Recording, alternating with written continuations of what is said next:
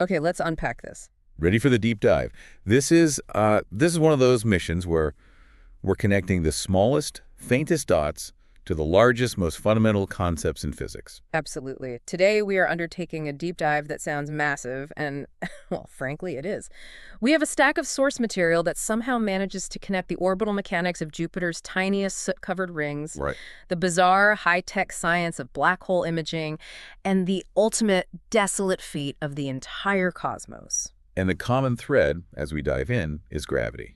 But we're not just treating gravity as, the simple immediate force that keeps your car tires on the road. No, not at all. We are looking at it through two very distinct lenses. First, as the fundamental, elegant geometric fabric of the universe that Einstein discovered, and second, as the relentless, determining variable that dictates structure, stability, and destiny across every possible scale. So our mission is to walk through this material to understand gravity not as a mere vector, but as the geometric sculptor of everything. We'll start with the elegant, world-changing equations of general relativity, move into how modern scientists are using artificial intelligence and rotation-invariant mathematics to decode the shapes of black holes, and then finish up looking at how gravity's influence scales up to dictate cosmic collapse or freeze, And scales down. and scales down to tear apart orbiting moons and carve out planetary rings. It's truly a unified picture of reality. And to give you a taste of how profoundly gravity warps reality, not just in deep space, but right here, right now, we should start with a really mind-bending fact that relates directly to the physics we're about to discuss. Okay. Here on Earth, in this moment, your feet are technically slightly younger than your head, Wait a minute, my feet are younger. That sounds like something out of science fiction. but it's pure physics. That is definitely our starting hook. Let's dive into part one. From force to fabric, general relativity and the nature of gravity. So before we get into the intricacies of time dilation affecting our ankles, we really have to start with the groundwork laid centuries ago by Isaac Newton. I mean, his description of gravity set the stage for everything that followed. The Newtonian baseline is indispensable. Established in his Principia back in 1687, Newton defined gravity as an attractive force, F, that acts instantaneously across space. The whole action at a distance idea. Exactly. And this force is proportional to the product of two masses, m1 and m2, and inversely proportional to the square of the distance, r squared, separating them. And for centuries, this was the definitive model. It explained why the planets move as they do. It allowed us to calculate cannonball trajectories. I mean, it even predicted the existence of planets like Neptune based on tiny perturbations in Uranus's orbit. It was an incredibly successful model. It is the dominant interaction at astronomical scales. When you look at planets, stars, galaxies, and clusters, gravity is the master builder. It's really the only one of the four fundamental forces that has an infinite range and is always attractive. Which is why it determines the structure of the cosmos. That's it. But you mentioned earlier that despite its cosmic dominance, it's virtually useless in the subatomic world. How big is that difference, really? It's a staggering contrast, and the sources highlight this ratio to emphasize gravity's scale dependence. So you compare the gravitational attraction between two electrons to their electromagnetic repulsion. The electromagnetic force wins by a factor of 1 to 4.17 times 10 to the 42. Wow. Let me try to put that into perspective for you listening. Yeah. If you needed that many electrons to equal the strength of just one unit of the electromagnetic force, you would need more electrons than there are atoms in. Several galaxies combined. Yeah. It's just incomprehensibly weak at the microscale, yet powerful enough to compress matter into black holes and hold together the largest superclusters. Precisely. It is the interaction of the large scale, but not the small. And that paradox, combined with other subtle orbital anomalies, signaled that the Newtonian model was, well, incomplete. It paved the way for Einstein's monumental shift in 1915, general relativity, or GR. And general relativity changed everything by completely removing the concept of gravity as a force and replacing it with geometry. The sources we looked at really hammered this home. Einstein showed gravity isn't a force you can push against. It is the geometry of the universe. Mass and energy literally curve the fabric of four-dimensional space-time. Space-time itself. And what we experience as gravity is simply the movement of objects along the straightest possible path, what's called a geodesic within that curved framework. How do we visualize this concept of curved space? Is the classic bedsheet analogy still the best way to think about it? It's still the most intuitive way to start. I mean, imagine a tightly stretched rubber sheet as space-time. When you place a heavy object like a bowling ball representing a star or planet, In the center, the sheet sags. That's the curvature caused by mass. Now, if you roll a marble representing an orbiting satellite, it doesn't get pulled by some invisible, instantaneous force toward the bowling ball. It simply follows the distortion. It appears to be accelerating toward the center, but it's just tracing the most direct path through the geometry. And this change from force to fabric immediately solved one of astronomy's most stubborn headaches: the orbit of Mercury. Oh, it's a fantastic historical anecdote proving GR's initial power. Mercury is the closest planet to the Sun, so it experiences the most extreme gravitational influence. Under Newtonian mechanics, Mercury's orbit should trace a perfect ellipse, but it didn't. It was off. It was off. Over time, the perihelion, its point of closest approach to the Sun, slowly shifts, or precesses. And this precession was measured to be about 42.98 arcseconds per century more than classical physics could account for, right? That's exactly. Yeah. This tiny discrepancy baffled astronomers. Some even hypothesized the existence of a small, hidden planet they called Vulcan orbiting inside Mercury's path. Right, they thought its gravity was supposedly causing the extra pull. They did. But when Einstein applied his new field equations, the predicted curvature of spacetime caused by the Sun accounted for that precise extra 42.98 arcseconds of precession. No hidden planet needed. That confirmation just cemented GR's brilliance right out of the gate. That's amazing. Before we move on to the experimental confirmations, we have to touch on the philosophical cornerstone of GR, the equivalence principle. This is absolutely fundamental to understanding why Einstein made that leap from force to geometry. Newton had two definitions of mass: inertial mass, which is the resistance to acceleration, FMA, and gravitational mass, the mass that generates gravitational force. Experiments consistently showed that these two values were identical. And why is that identity so important? Einstein realized that if inertial mass and gravitational mass are the same, it implies that gravity is indistinguishable from acceleration. If you are in a windowless room accelerating upward in deep space, you cannot tell the difference between that force and standing still on Earth feeling the pull of gravity. Which led to his famous happiest thought. That's it, that in free fall, there is no local gravitational field. If you're falling, you feel weightless because you and the objects around you are all accelerating at the same rate, following the same geodesic. Gravity is locally eliminated by switching into a free fall reference frame. So it transforms gravity from this mysterious pull into a simple property of motion in curved space.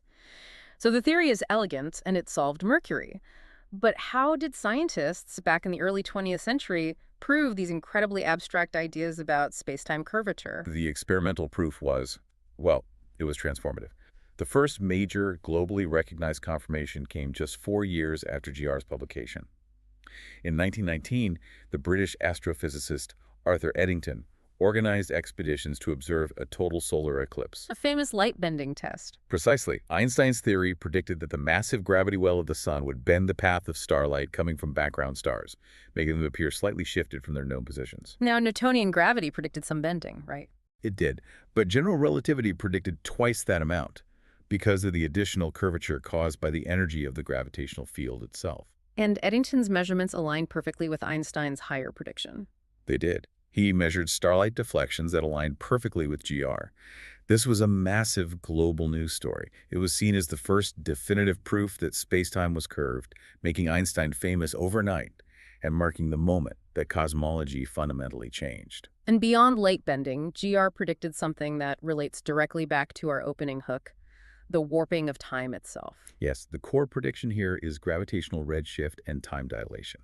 Time must run more slowly the deeper you are inside a gravity well.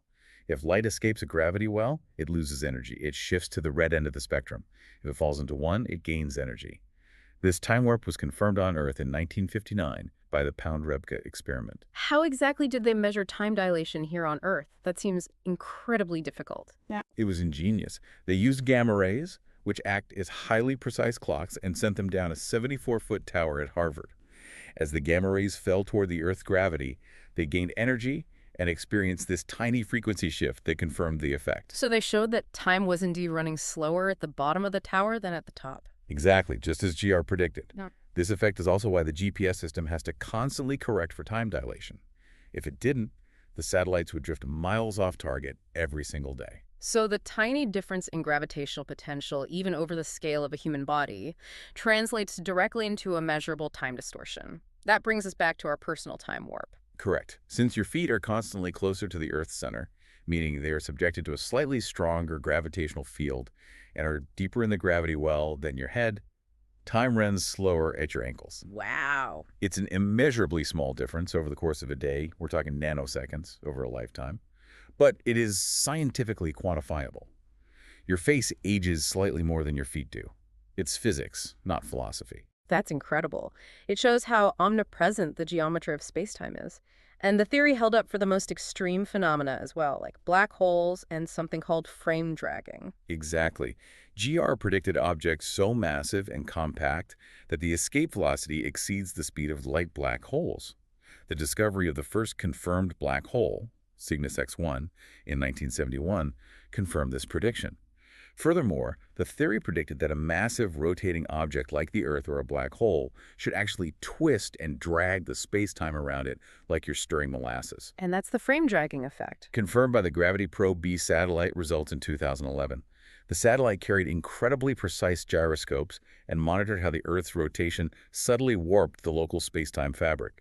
This is a long, difficult experiment, but its success provided yet another elegant confirmation of GR's geometric nature. And of course, the grandest confirmation of all, gravitational waves. The 2015 detection by the LIGO Observatory of Gravitational Waves, these space-time ripples emanating from two merging black holes 1.3 billion light-years away. Just incredible. It confirmed the dynamic nature of space-time.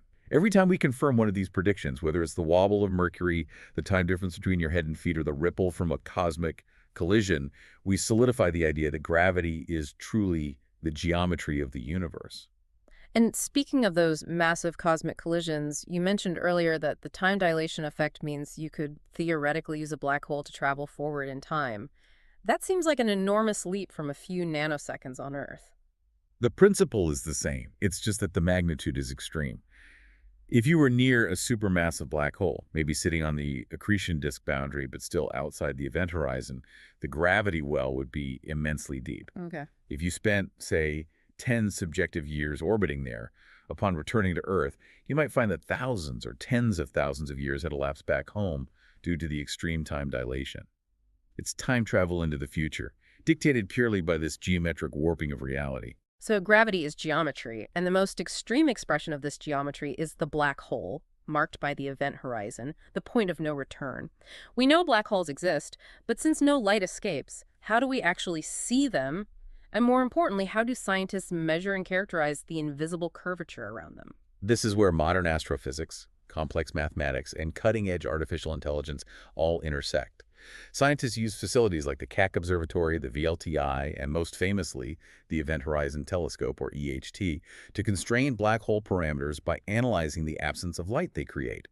They analyze their shadows. The shadow is the dark region cast against the backdrop of the intensely glowing material swirling around the black hole in the accretion disk. Precisely. The EHT collaboration famously imaged the shadow of Sagittarius A, SGRA, the supermassive black hole at the center of our galaxy, and they reported highly precise measurements. Their 2022 image showed a ring image diameter of 51.8 plus or minus 2.3 microarc seconds at a 1.3 millimeter wavelength. I remember reading about that. A microarc second is the width of a human hair viewed from 10,000 kilometers away. That precision is just astounding. It is microscopically small, but that tiny angular diameter is packed with information. By initially assuming SGRA is a simple, non-rotating Schwarzschild black hole, which is a good first approximation, that diameter allowed them to estimate its mass, about 4 million solar masses, with some error bars. But there's a complication, right? There is. Real black holes rotate. They're described by Kerr spacetime. And researchers also want to test theories beyond general relativity using slightly deformed Kerr spacetimes. So the simple symmetrical Schwarzschild model isn't sufficient for precise constraints, and we need to analyze these asymmetrical, complicated shadows produced by rotating or deformed black holes. And that's the core scientific challenge. Analytical mathematical expressions for the shadow boundary in these complex, rotating, or slightly wobbly spacetimes, well, they're usually unavailable. You can't just plug the spin and inclination into a simple formula and get the shape. So you have to rely on simulations. You have to rely on numerical simulations, ray tracing, to generate millions of potential shadow images. Then you need mathematical tools to describe these complex contours in a way that is comparable across all simulations and observations. Meaning you need tools that ignore the shadow's rotation on our screen but capture the intrinsic asymmetry caused by the physics. Exactly. And this leads us directly to something called coordinate-independent descriptors. First, you need to locate the shadow accurately. If the shadow isn't perfectly centered in your field of view, it can look asymmetric even if it isn't physically. So researchers define the effective center, R is 0, using integral expressions, which is mathematically analogous to finding the center of mass of the curve itself. And why is finding the specific R0 crucial before analyzing the shape? It's an essential normalization step. If you simply describe the shadow shape relative to a poorly defined center, any asymmetry you measure might be spurious caused by your choice of coordinate origin, not the physics of the black hole. Calculating R0 anchors the shadow accurately, ensuring the measurement of shape features is robust and truly reflects the gravitational geometry. Okay, so once they have that anchored shape, how do they mathematically categorize a complex contour, like an elongated or slightly distorted black hole shadow? They turn to classical mathematical expansion methods, specifically the Fourier expansion. They take the radial distance, r of ci, the shadow curve, as a function of the angle around the effective center, and expand it into a series of sine and cosine terms. And the key to making this rotation invariant is using the magnitude or modulus of the coefficients. Spot on. We look at the modulus of the Fourier coefficients, C sub L. Why? Because the modulus, which is calculated as the square root of a squared plus b squared, is invariant under coordinate rotation. So even if the image is rotated, that value stays the same. Exactly. If the telescope image rotates between two observation runs, or if the black hole itself appears slightly rotated in the image plane, the individual coefficients A and B would change, but their modulus C stays the same. This means the description of the shape is independent of the shadow's orientation, which makes comparison across models and observations reliable. That is a brilliant technique for isolating the intrinsic physical features. What insights do those different coefficients give us? They encode rich, structured information. The first coefficient, C0, simply reflects the average size of the shadow, but the higher-order coefficients, C1, C2, C3, and so on, contain the specific details about asymmetry and distortion. For example, C2 describes ellipticity or stretching. The good news for the researchers is that these Fourier or Legendre expansions converge quickly. The sources show that only a few modes are necessary for extremely high accuracy reconstruction of the curves. Okay, so we have the input, the rotation invariant features. Now let's talk about speed. Processing this enormous volume of numerical simulations traditionally takes forever, and that's where machine learning speeds up the science. Absolutely.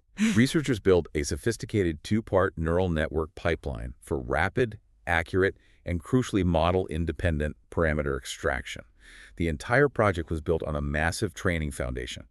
Over 1 million synthetic shadow images, all generated by complex ray tracing, where they systematically varied the input parameters. Let's simplify those input parameters for everyone listening. What were they varying? They were varying three key physical properties.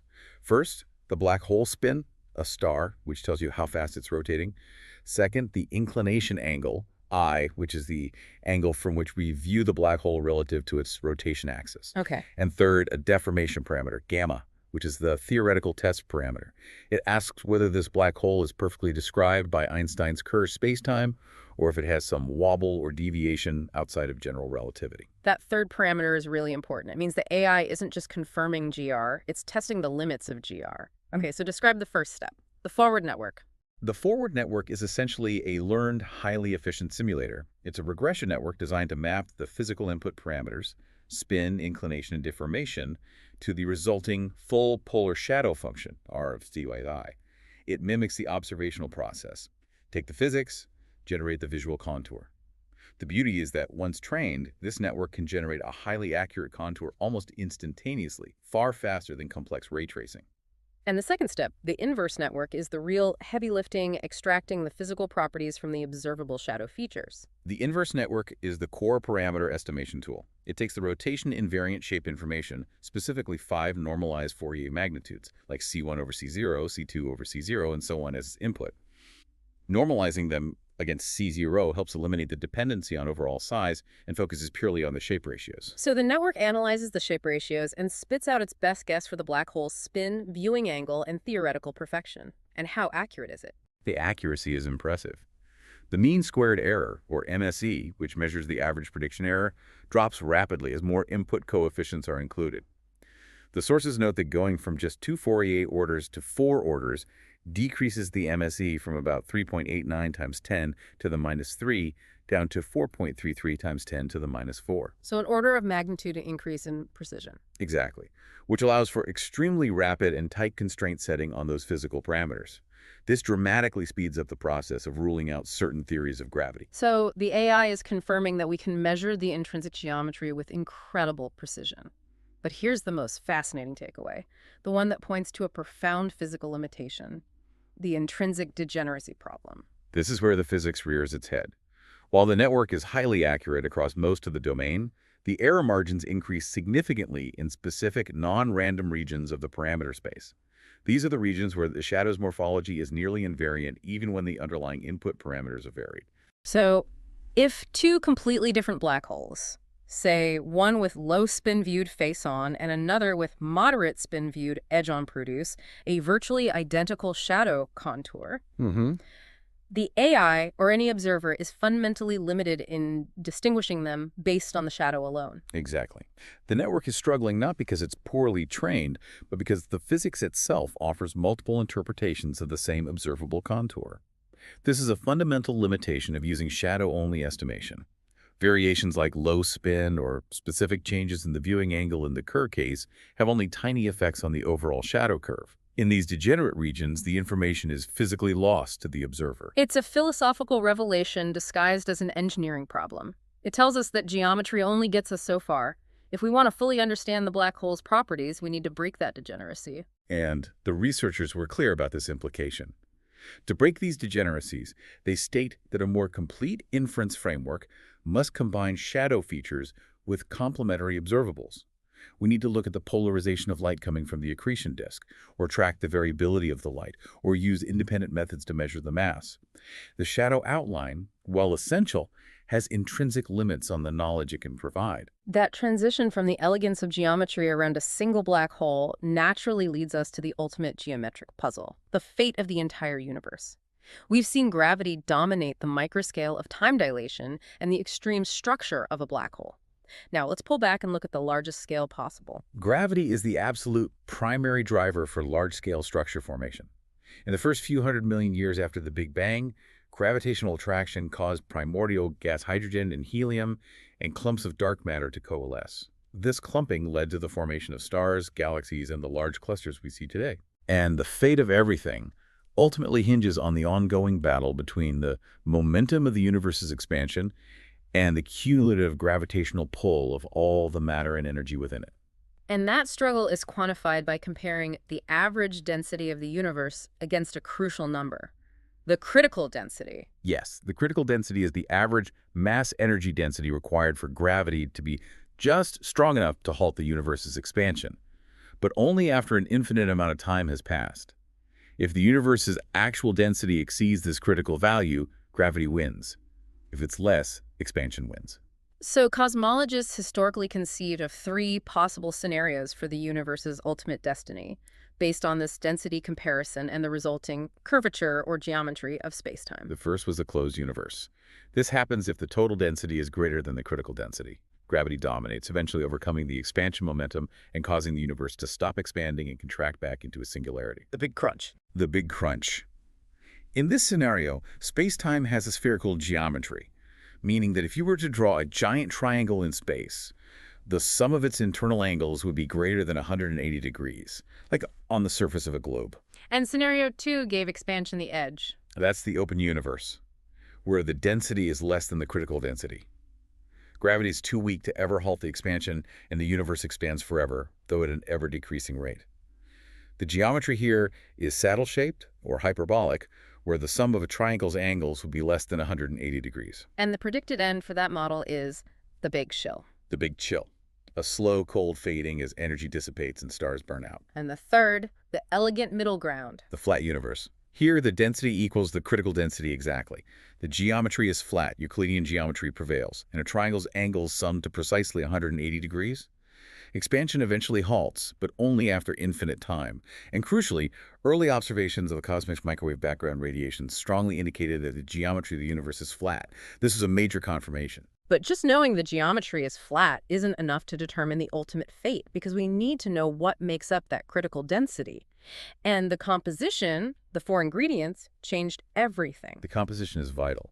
We have radiation, so photons and fast-moving neutrinos, and baryonic matter, which is the ordinary stuff we're made of. Protons, neutrons, electrons. Stuff we can see. Right, the matter we can see and interact with electromagnetically. Then we have the two mysterious components that dominate the universe, dark matter and dark energy. Let's define dark matter clearly, as it's really the gravitational scaffolding of the universe. Dark matter accounts for roughly 85% of all matter in the universe. And it is hypothesized because visible matter alone cannot explain the dynamics we observe. Galaxies rotate faster than they should, and the gravitational lensing effect is stronger than predicted by luminous matter. Dark matter provides that necessary extra gravitational pull. It interacts primarily through gravity, forming massive, invisible halos that act as the structural framework for galaxies. And then the discovery that completely threw the three classical scenarios out the window: dark energy. This came from observing distant Type Ia supernovae in the late 1990s. The expectation was that the expansion of the universe was slowing down due to gravity. Instead, the observations showed the expansion was accelerating. Well, accelerating. To explain this acceleration, cosmologists hypothesized dark energy, a mysterious substance or property of space itself that has a gravitationally repulsive effect. So even if the geometry is flat, the density equation is now dominated by something that actively pushes space apart. Precisely. Dark energy accounts for roughly 68% of the entire mass energy density of the universe. It acts as a negative pressure, countering gravity. Most cosmologists model it as the cosmological constant, a uniform energy density intrinsic to space itself, a form of vacuum energy. But there are other theories. There are, like quintessence, which suggests it could be a dynamic field that changes over time, though observations currently favor the cosmological constant model. So, given the flat geometry and the overwhelming dominance of dark energy, what is the current accepted definitive fate of the universe? It leads to a dark, isolated, accelerated expansion. We're not heading toward a big crunch. We are headed toward a permanent state of cooling and isolation. Since dark energy is constantly forcing more space between non-gravitationally bound objects, the universe just becomes increasingly vast and empty. And how does this manifest over geological timescales? In a matter of tens of billions of years, galaxies we see today will recede out of sight, one by one, due to this acceleration, until they pass our cosmic horizon. Eventually, only our local group of galaxies, the Milky Way, Andromeda, and their small satellites, will remain visible to future astronomers. They'll be astronomically lonely. A solitary existence. Following that, in trillions of years, stars will burn out, collapsing into white dwarfs, neutron stars, and black holes. The universe will continue expanding, becoming maximally expanded, deeply dark, and overwhelmingly cold. Gravity dictates the ultimate structure and collapse of individual objects, but the repulsive force of dark energy dictates the ultimate dispersal and temperature of the entire background space. So the big chill has become the accelerated freeze. That's a good way to put it. It's amazing how we can go from the time distortion across a human body to the geometry that demands AI to decipher black holes to the fate of all matter in existence. Now, let's bring it back closer to home, to the mechanics of orbiting bodies, to examine gravity's influence on the local scale, specifically the phenomenon we call tidal forces. Tidal forces are a perfect, accessible illustration of the inverse square law in action. It's not just the magnitude of the gravitational pull that matters, but the differential force, the fact that gravity diminishes so rapidly with distance. Meaning, the moon pulls harder on the side of Earth facing it, less hard on the center, and even less hard on the far side. Exactly.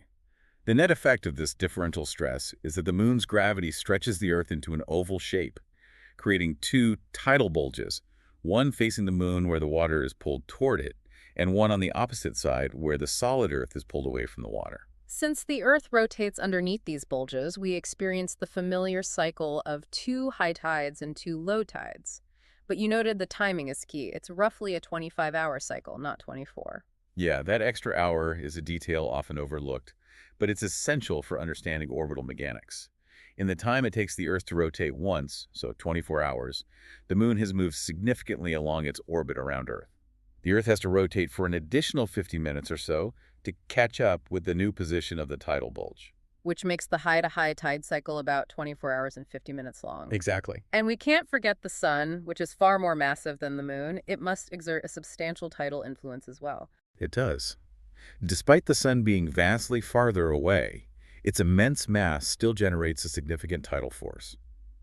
When we look at the calculations, the sun's tidal force on Earth is roughly 50% the magnitude of the moon's tidal force, though this ratio varies slightly depending on the orbital geometry. And the combination of those two forces gives us the extreme highs and lows associated with certain lunar phases. That's the origin of spring tides and neap tides. Spring tides occur when the sun, moon, and Earth are aligned, in a line which happens during a full moon and a new moon.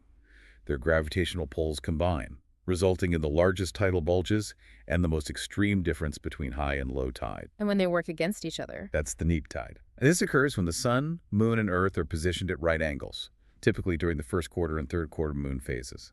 The sun's pole partially cancels out the moon's pole, resulting in smaller tidal bulges and a reduced range between high and low water. Those are the short-term effects. But the source material details some truly fascinating long-term consequences of this tidal interaction that change the physics of the entire Earth-Moon system over millennia. This is where we see the irreversible transfer of momentum. The critical element is friction. The Earth's rotation carries the massive tidal bulge created in the oceans, and the solid crust slightly ahead of the imaginary line connecting the Earth and the Moon.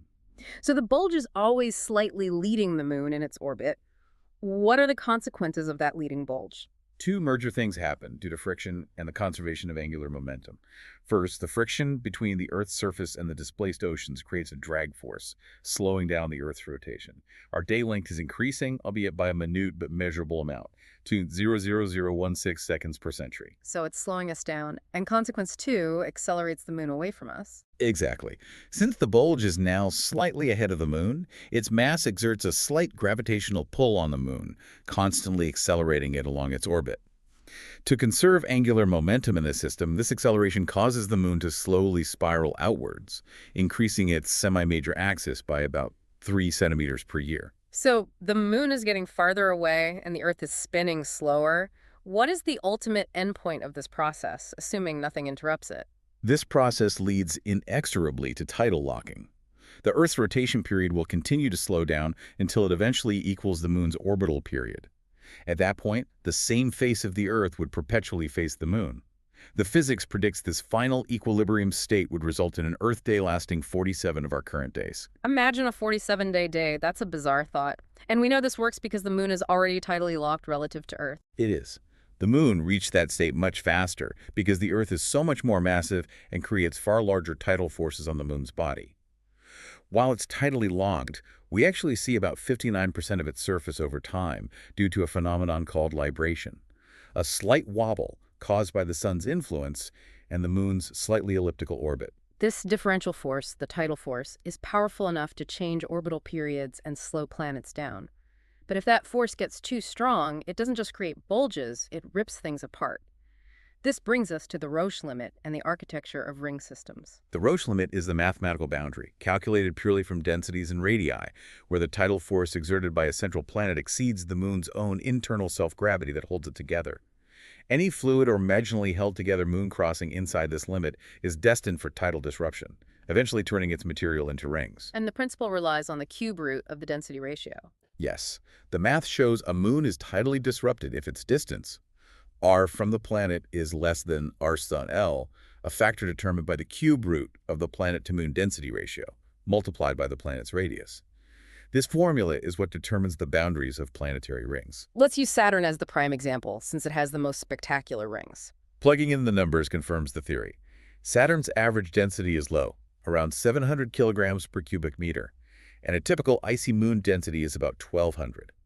This calculation yields a Roche limit of approximately 2.05 times Saturn's radius. And the crucial observation Is that virtually all of Saturn's expansive ring system lies within this calculated limit, while all of its major moons are further out, where their self-gravity still dominates the planet's tidal force. So the ring system exists precisely because that material cannot coalesce into a single moon due to the tidal geometry. Now let's turn to Jupiter, which has a much fainter, more mysterious ring system. Jupiter's rings are fundamentally different. They are composed of small, dark, rocky particles, often described as reddish soot, unlike Saturn's brilliant, icy fragments. This difference reflects the environment. In the inner solar system, only rocky grains survive the heat to form planetary systems like Jupiter's.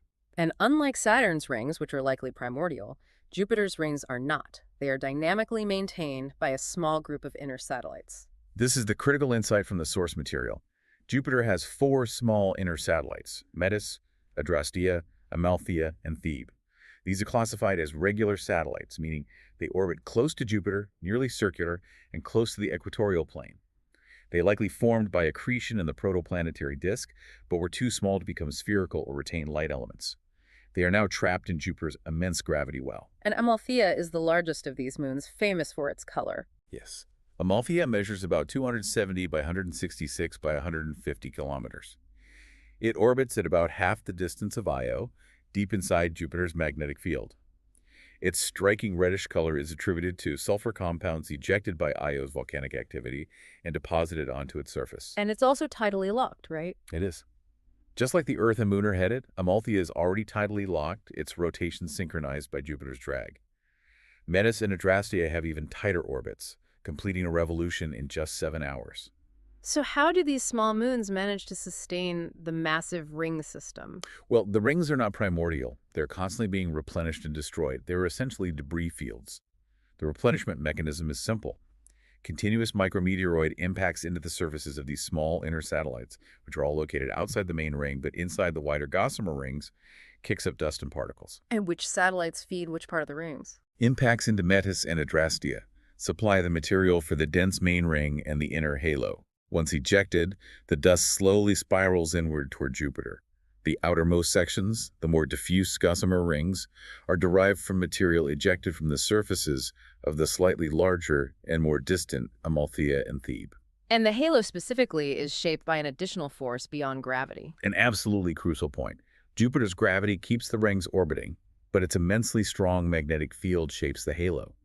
The magnetic field systematically exerts a force on electrically charged particles, pushing them out of the equatorial plane. This vertical perturbation creates that diffuse torus-like halo shape that surrounds the main ring. It's a marvelous illustration of gravity working alongside magnetism and tidal forces to shape a dynamic system that is constantly being destroyed and rebuilt. It really is. And the final takeaway on these inner moons, according to the sources, is that they are more than just dusty rocks. Indeed.